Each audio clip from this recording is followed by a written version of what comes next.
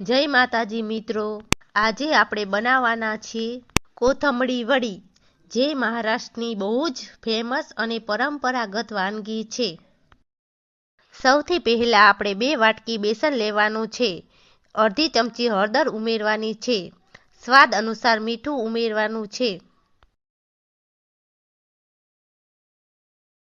અડધી ચમચી હિંગ ઉમેરવાની છે,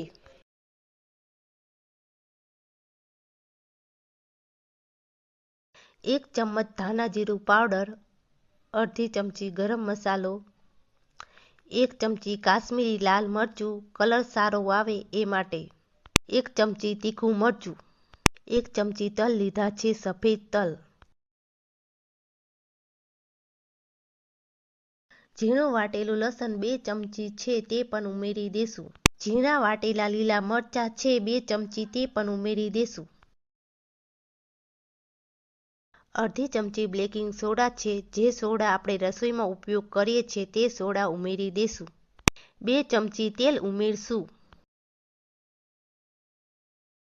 હવે બેસનમાં આપણે બધાય મસાલા મિક્સ કરી લેવાના છે।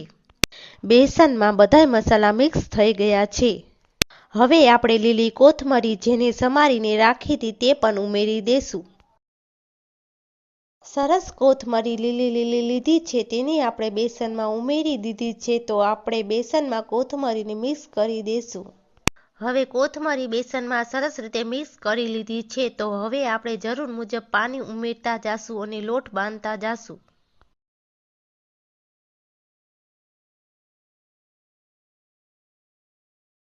લોટમાં જરૂર મુજબ પાણી ઉમેરવાનું છે અને લોટને ઢીલો કે કઠણ બાંધવાનો નથી, માપનો જ બાંધવાનો છે।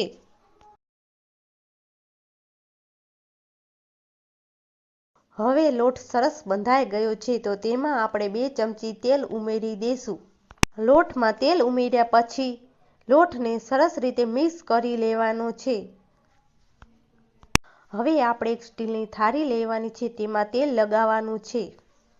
થાળીમાં તેલ લગાવ્યા પછી આપણે જે લોટ બાંધીને રાખ્યો તો તેને થાળીમાં પાથરી દેવાનો છે। હાથ કે વાટકી વડે થાળીમાં લોટને સરસ રીતે દબાવી લેવાનો છે।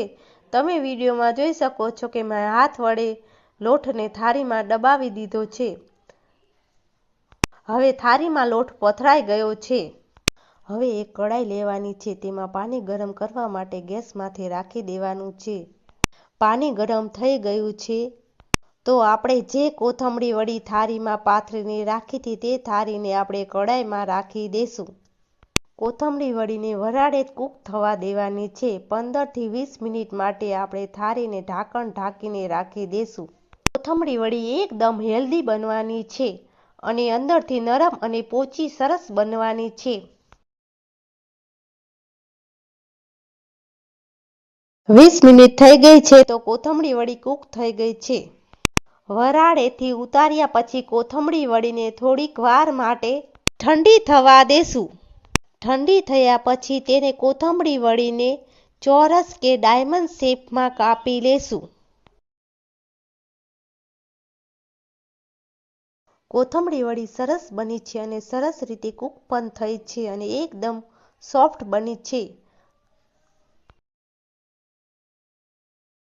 હવે કોથમરી વડી કટ થઈ ગઈ છે।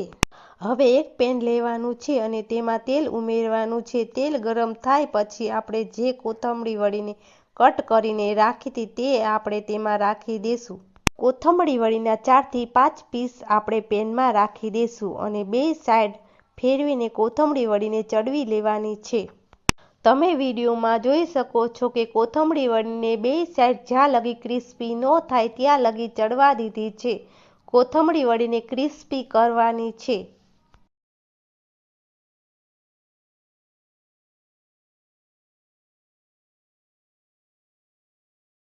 કોથમરી વડી સરસ બની ગઈ છે, ક્રિસ્પી અને ટેસ્ટી બની છે।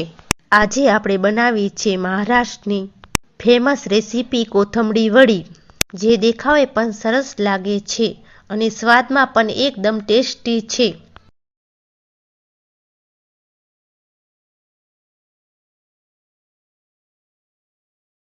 જો તમને મારી રેસીપી ગમી હોય તો વિડીયોમાં લાઈક કરજો।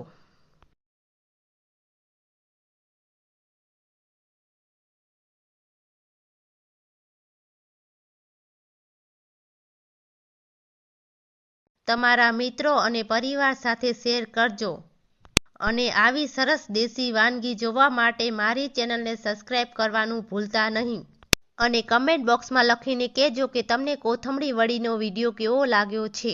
ફરી મળીશું નવી રેસીપી સાથે। જય માતાજી।